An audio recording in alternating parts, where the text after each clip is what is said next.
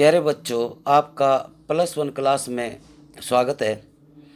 आपके chemistry subject में जो 7th यूनिट है वो है इक्विलिब्रियम।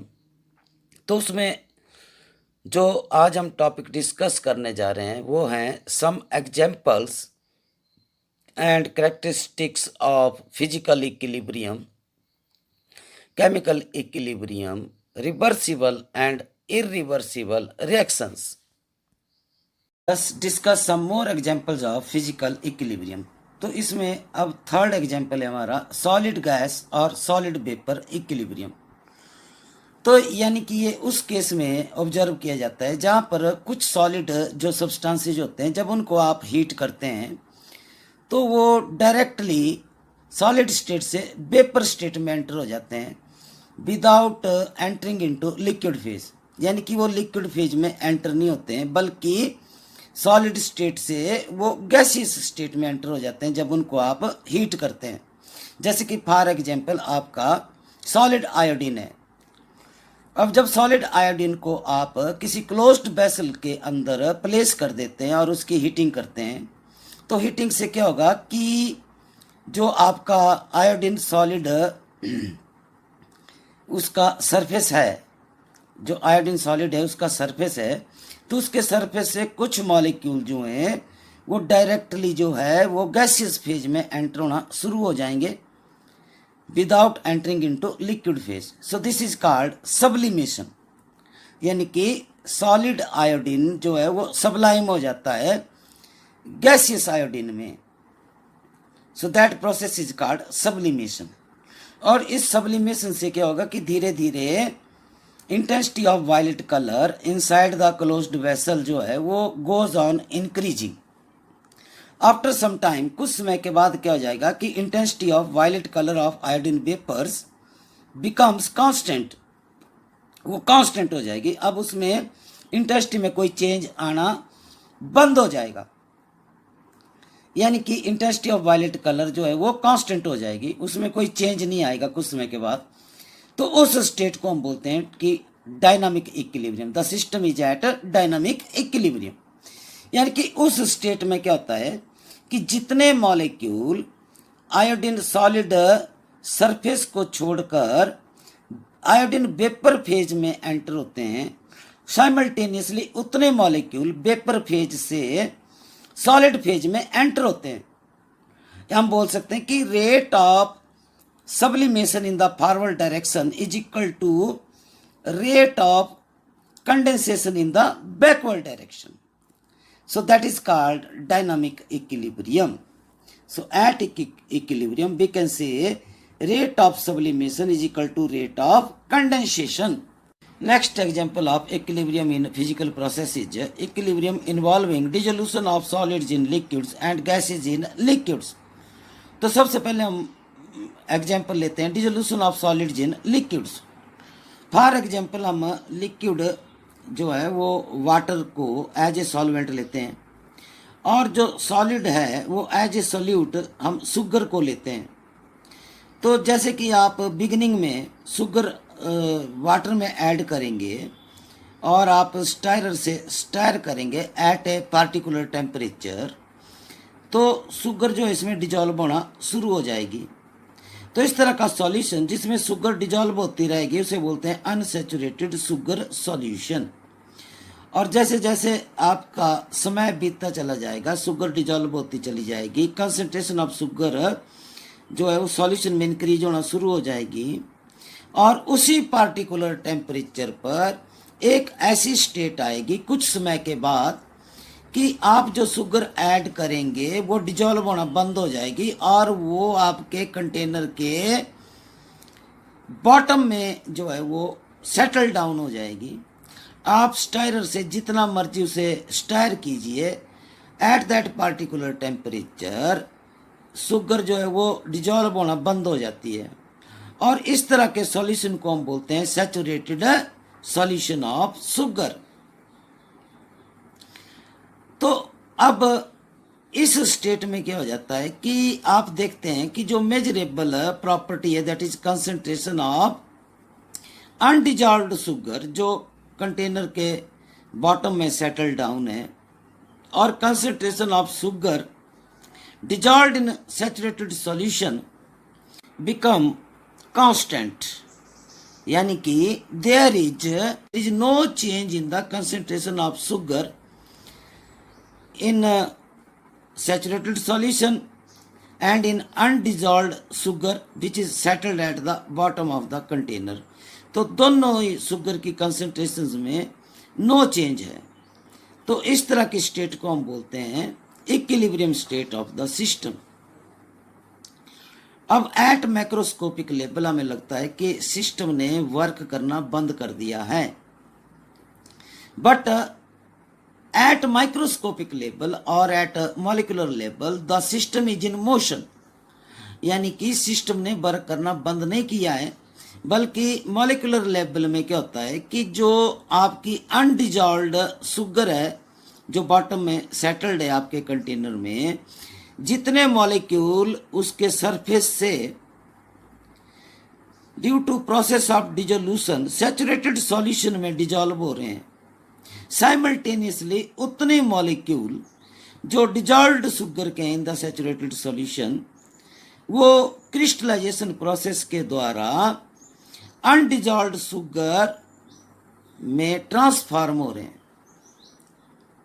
यानी कि हम बोल सकते हैं कि the equilibrium is dynamic in nature and the rate of the dissolution of the sugar in forward direction is equal to rate of the crystallization of sugar in the backward direction. So this is called dynamic equilibrium in case of dissolution of solids in liquids at a particular temperature. Next example of physical equilibrium is the dissolution of gases in the liquid.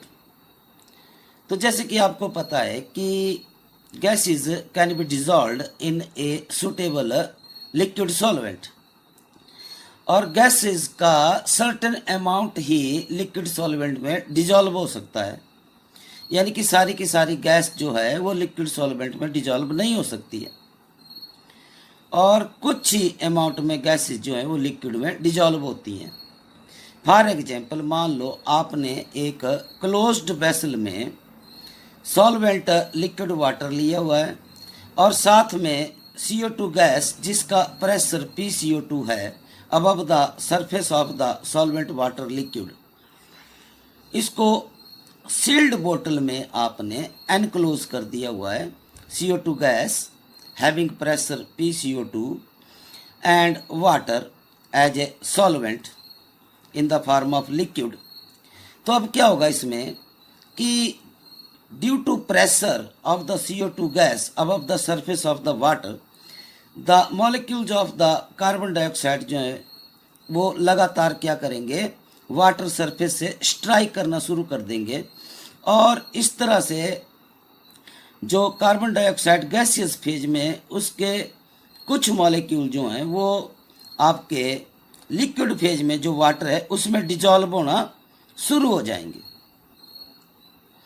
After some time, कुछ समय के बाद एक ऐसी state आ जाएगी कि pressure of carbon dioxide inside the closed vessel वो भी कांस्टेंट हो जाएगा, और आपकी कार्बन डाइऑक्साइड की कंसंट्रेशन इन वेपर फेज भी कांस्टेंट हो जाएगी, और जो कार्बन डाइऑक्साइड वाटर सॉल्वेंट में डिजॉल्व हो गई है उसकी कंसंट्रेशन भी कांस्टेंट हो जाएगी। तो इस स्टेट को हम बोलेंगे कि system has attend the equilibrium. और इक्विलिब्रियम में होता क्या है कि जितने मॉलिक्यूल आपके कार्बन डाइऑक्साइड के above the surface of liquid water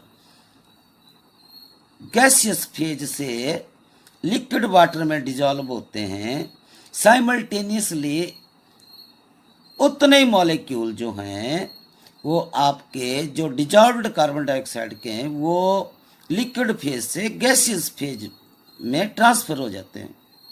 यानी कि हम बोल सकते हैं कि rate of forward process is equal to rate of backward process.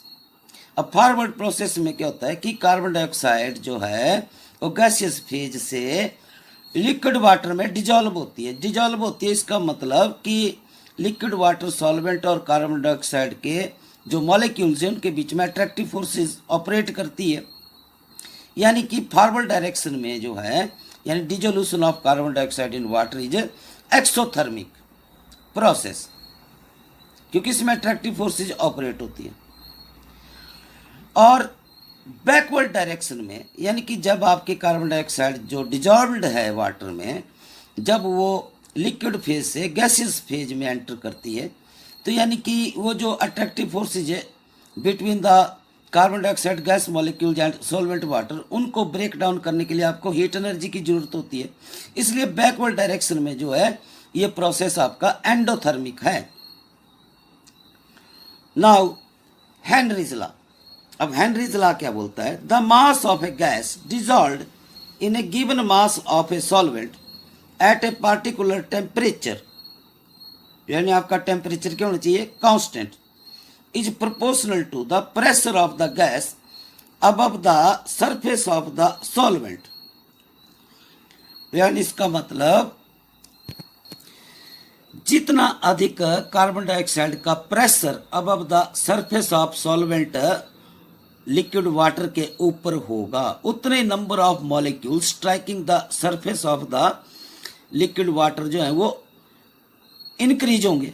जितना अधिक प्रेशर होगा उतने अधिक नंबर ऑफ मॉलिक्यूल जो हैं कार्बन डाइऑक्साइड के जो गैसियस फेज में वो स्ट्राइक करेंगे सरफेस वाटर को, उतनी ज़्यादा गैस क्या होगी? डिजॉल्व होगी सॉल्वेंट लिक्विड वाटर में। तो ये हेनरीज लॉ ये बोलता है एट ए पार्टिकुलर टेम्परेचर, यानी कि टेम्परेचर क्या होना चाहिए आपका? कांस्टेंट। सो मैथमेटिकली हम बोलते हैं कि m is the mass of the carbon dioxide gas dissolved in liquid solvent water is directly proportional to pressure of the carbon dioxide gas above the surface of the solvent liquid water. So we can say mass of the dissolved carbon dioxide in the liquid solvent water is equal to, where K is the constant of proportionality multiplied by the pressure of the gas above the surface of the solvent liquid water. This is called Henry's law. अब आप जैसा कि मान लो ये जो आपकी closed vessel है, it is like closed system. Closed system यानी कि which can exchange only energy with the surrounding but can't exchange the matter with the surrounding. अब इसमें क्या होता है कि जैसे कि आपके कार्बन डाइऑक्साइड गैस के जो वेपर फेज में मॉलिक्यूल्स हैं, जब वो स्ट्राइक करते हैं लिक्विड सॉल्वेंट सरफेस को, तो वो डिजॉल्व होना शुरू हो जाती है गैस लिक्विड सॉल्वेंट में। यानी कि डिजोल्यूशन प्रोसेस का मतलब हुआ कि जो सॉल्वेंट मॉलिक्यूल हैं उनके बीच में और कार्बन डाइऑक्साइड मॉलिक्यूल्स के बीच में क्या होती है? अट्रैक्टिव फोर्सेज ऑपरेट होती है, और इस अट्रैक्टिव फोर्सेज की वजह से एनर्जी रिलीज होती है, यानी सिस्टम एनर्जी सराउंडिंग को रिलीज कर देता है। तो we can say that the dissolution of carbon dioxide in liquid solvent is exothermic process in forward direction. अब सिमिलरली अगर आपने जो सॉल्वेंट और कार्बन डाइऑक्साइड मॉलिक्यूल में के बीच में अट्रैक्टिव फोर्सेज हैं, यानी कि जो डिजॉल्व्ड कार्बन डाइऑक्साइड है उसको आप हीट करते हैं सॉल्यूशन को, तो क्या होगा? तो अट्रैक्टिव फोर्सेस को तोड़ने के लिए हमें क्या सप्लाई करनी पड़ेगी? सराउंडिंग से सिस्टम को हीट एनर्जी सप्लाई करनी पड़ेगी। इससे क्या होगा? अट्रैक्टिव फोर्सेस टूटेंगी और कार्बन डाइऑक्साइड के जो dissolved molecule in the solvent है वो लिक्विड फेज से वेपर फेज में ट्रांसफर हो जाएंगे। यानी कि इसका मतलब backward process is endothermic. When dissolved CO2 molecules जो है वो ट्रांसफर हो जाते हैं from liquid phase two gaseous phase. Hence we can say, hence the solubility of a gas in liquid decreases with increase in temperature. Let us discuss the general characteristics of physical equilibrium. तो सबसे पहले आपकी characteristic है the measurable properties of the system become constant at equilibrium. यानी कि measurable properties जैसे आपका colour, density, concentration, pressure, volume, temperature etcetera, तो ये जो इनकी वैल्यूज़ है प्रॉपर्टीज़ की, ये कांस्टेंट हो जाती है जब इक्विलिब्रियम सिस्टम अचीव कर लेता है। Second, the equilibrium can be established only in case of closed system. यानी सिस्टम क्लोज होना चाहिए। क्लोज सिस्टम क्या होता है? यानी कि that is the system should neither gain matter from the surroundings nor lose matter to the surroundings. यानी कि वो मैटर को एक्सचेंज नहीं करता है सराउंडिंग्स के साथ, बल्कि सिर्फ एनर्जी को ही सिस्टम जो है वो एक्सचेंज करता है सराउंडिंग्स के साथ। तो ऐसे सिस्टम को हम बोलते हैं closed system. Characteristic of physical equilibrium. At equilibrium, both the opposing processes occur at the same rate. That is, equilibrium is dynamic. यानी कि जब कोई फिजिकल प्रोसेस जो है क्लोज सिस्टम के अंदर परफॉर्म किया जाता है और इक्विलिब्रियम उसमें अटेन हो जाता है, तो at equilibrium at macroscopic level हमें लगता है कि सिस्टम ने वर्क करना बंद कर दिया है, यानी फिजिकल प्रोसेस स्टॉप हो गया है। लेकिन एट द माइक्रोस्कोपिक लेवल और at the molecular level the system is in motion. यानी कि सिस्टम जो है वो वर्क कर रहा है, यानी कि जिस रेट से सिस्टम फॉरवर्ड डायरेक्शन को प्रोसीड कर रहा है, साइमल्टेनियसली उसी रेट से सिस्टम बैकवर्ड डायरेक्शन को प्रोसीड कर रहा है। यानी कि the rate of forward process is equal to rate of backward process. In other word we can say the equilibrium is dynamic in nature. Next, when equilibrium is attained, there exists an expression of concentrations of the substances involved in equilibrium which becomes constant at a given temperature.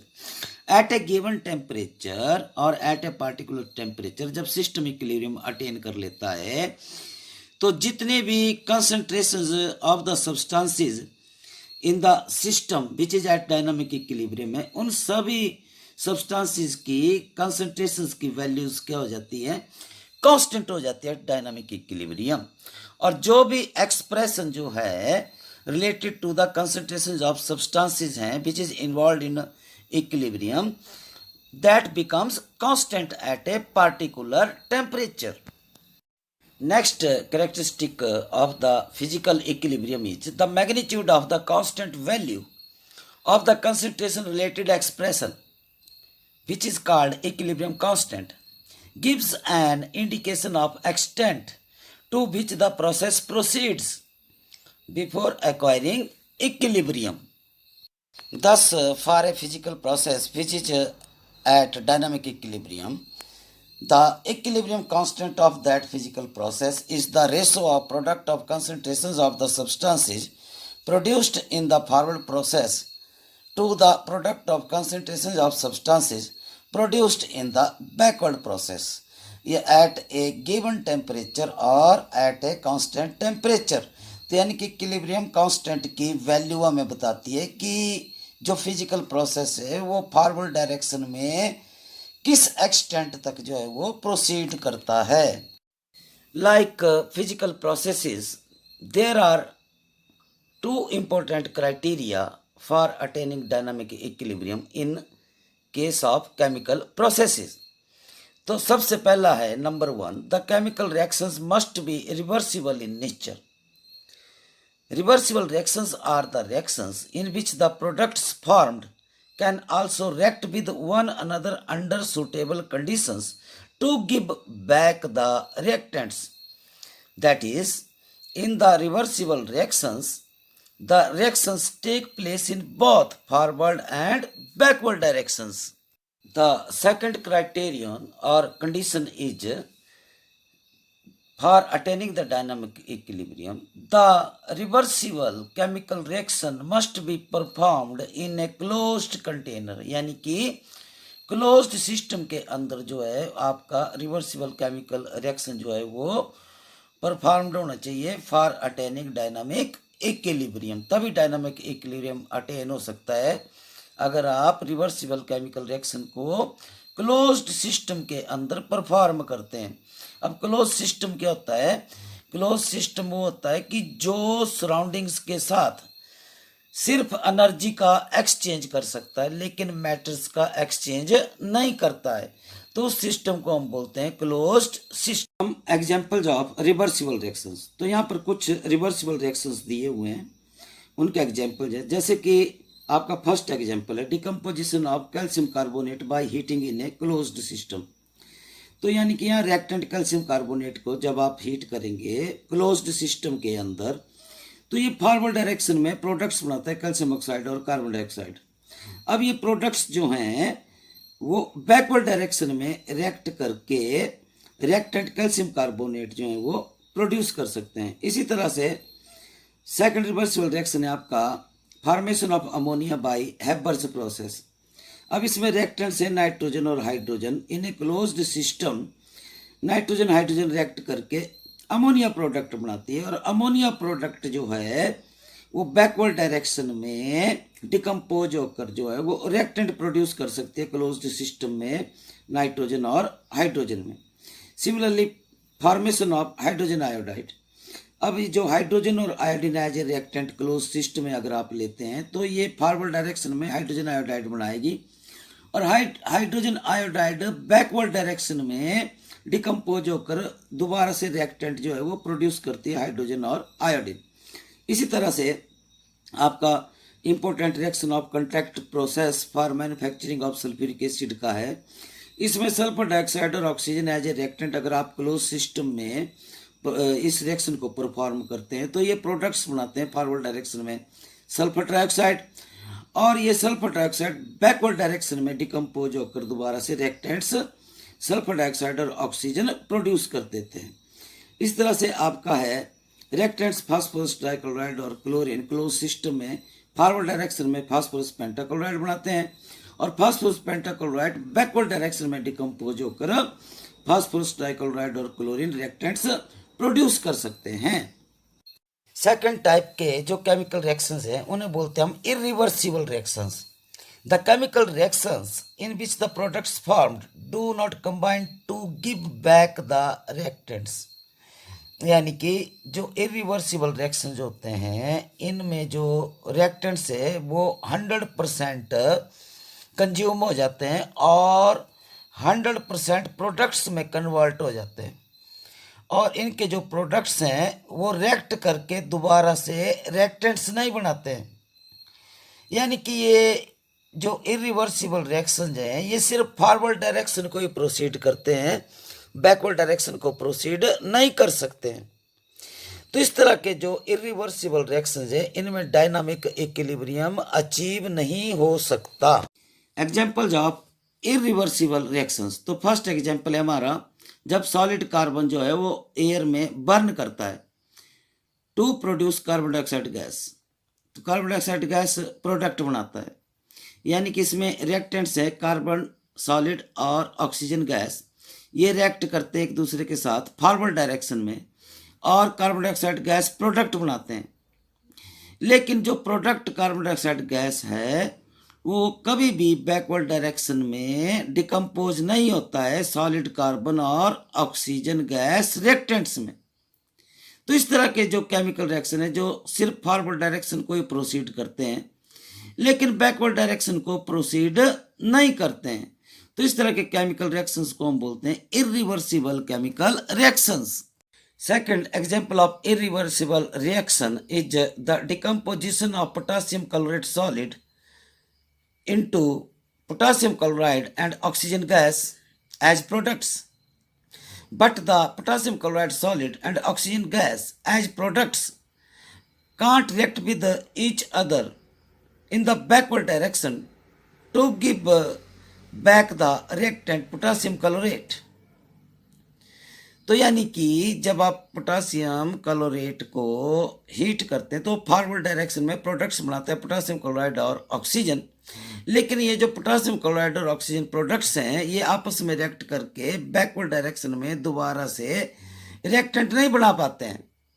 तो इस तरह के reaction को हम बोलते हैं irreversible reaction. Hence we can conclude here that for attaining chemical equilibrium at a particular temperature or when the temperature is constant, there are two criteria which must be fulfilled. Number 1, the chemical reaction must be reversible in nature. And number 2, the reversible chemical reaction must proceed in a closed system. यानी कि close system वो होता है जो surroundings के साथ सिर्फ energy exchange कर सकता है, लेकिन मैटर को सराउंडिंग्स के साथ एक्सचेंज नहीं कर सकता है. So that system is called closed system. So thank you, धन्यवाद.